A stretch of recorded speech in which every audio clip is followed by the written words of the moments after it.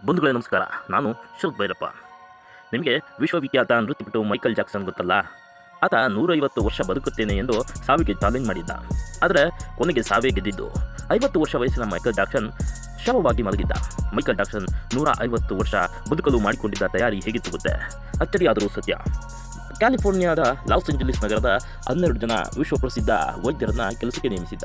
ಪ್ರತಿದಿನ ಅವರು Michael Jackson ಪರೀಕ್ಷೆ ಮಾಡುತ್ತಿದ್ದರು. ಮೈಕಲ್ ಜಾಕ್ಸನ್ ಊಟ ಪ್ರತಿದಿನ ಲ್ಯಾಬೊರೇಟರಿಯಲ್ಲಿ ತಪಾಸಣೆ ಆದ ನಂತರ ಸೇವಿಸುತ್ತಿದ್ದ.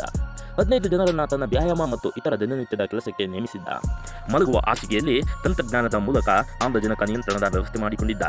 ತನ್ನ ಆರೋಗ್ಯದಲ್ಲಿ ಏರುಪೇರು ಆದಾಗ ಯಾವುದೇ ತೊಂದರೆ ಆಗಬಾರದು ಎಂದು ದೇಹದ ಅಂಗಾಂಗ ದಾನ ಮಾಡುವವರನ್ನು ಅತಿ ಹೆಚ್ಚು ಬೆಲೆಗೆ ಖರೀದಿ ಮಾಡಿದ್ದ. ಕಾರಣ ಇಷ್ಟೇ, 150 ವರ್ಷ ಬದುಕುವ ಕನಸು ಈ ಎಲ್ಲ ತಯಾರಿಗೆ ಕಾರಣವಾಗಿತ್ತು. ಕಾಲದ ತೀರ್ಮಾನದ ಮುಂದೆ ಮೈಕಲ್ 150 ವರ್ಷ ಬದುಕುವ ಕನಸು ಕಮರಿತ್ತು. 25 ಜೂನ್ 2009ರಂದು ಮೈಕಲ್ ಜಾಕ್ಸನ್ ಎನ್ನುವ ದೈತ್ಯ ಪ್ರತಿಭೆ ತನ್ನ 50 ವರ್ಷ ವಯಸ್ಸಿನಲ್ಲಿ ಇಹಲೋಕವನ್ನು ತ್ಯಜಿಸಿದ.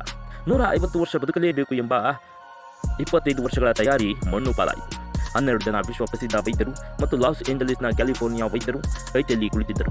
ಆಕ್ಸಿಜನ್ ಹಾಸಿಗೆ ಕೆಲಸಕ್ಕೆ ಬರಲಿಲ್ಲ. ಲ್ಯಾಬೊರೇಟರಿಯಲ್ಲಿ ಪರೀಕ್ಷೆ ಮಾಡಿದ ಊಟ ಆಳಿಸಿತ್ತು.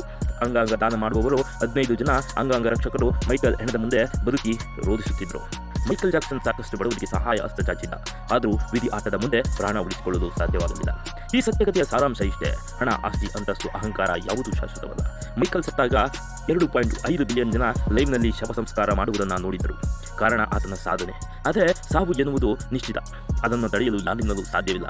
ಬದುಕಿದ್ದಾಗ ಹಸಿದವರಿಗೆ ಅನ್ನ ಹಾಕು, ನಿರ್ಗತಿಕರಿಗೆ ಕೈ ಹಿಡಿ, ನೊಂದವರ ಧ್ವನಿಯಾಗು, ಸ್ವಂತ ಶಕ್ತಿಯ ಮೇಲೆ ಸಾಧನೆ ಮಾಡಿ ಜಗತ್ತೇ ತಿರುಗಿ ನೋಡುವಂತೆ ಮಾಡು.